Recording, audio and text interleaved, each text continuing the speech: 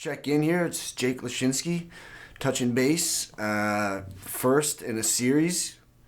Tape in here live at Rockdale Music, and just want to go over some techniques that might be of interest to bass players of all levels. So with this first lesson, I want to talk about something called double stops, which is really just a more complicated way of saying you're stopping two strings from ringing at the same time, just playing two notes at the same time. You know, any two notes. But in this case, I want to talk specifically about what we would call tenths.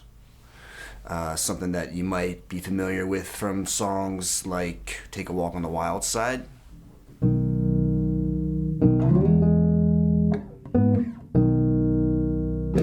And I said tenths because basically you're taking the root note and playing the 10th degree of the scale above it.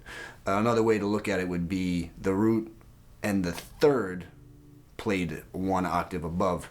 So we're not going to get too crazy with it. We're just going to do major and minor. So if we think of the 10th degree in a major scale,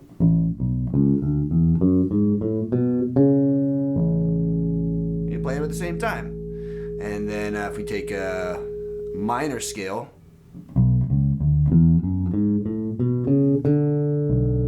so those are the two main double stops that we're going to focus on. And they're just great because from my perspective and many others, it's just a sound that's really unique to bass. It's just got this really warm, woody sound that you can't really get from other instruments.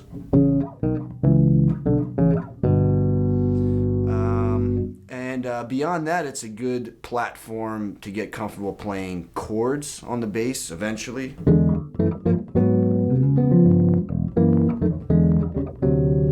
But that's maybe the next step ahead. For right now, we're just going to focus on the double stops.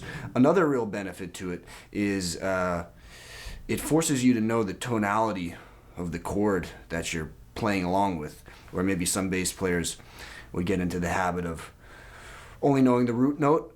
If you're going to do this, you're going to have to know if it's a major or a minor chord. So there's different ways to apply it. One way would just be to play the double stops along with the scale. So here's an A major scale on the E string.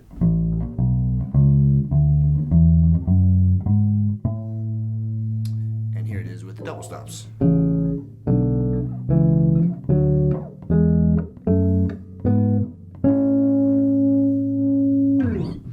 You know, for guys who play bass only that want to get into writing music, it can just give it some more color, because it can be difficult to write a song or the structure for a song only using the root notes. So this will give you some context.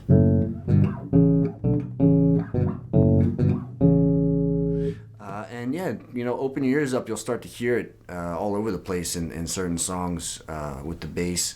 And even if it's not within the context of a scale, just use your ears and mess around with it all over the neck.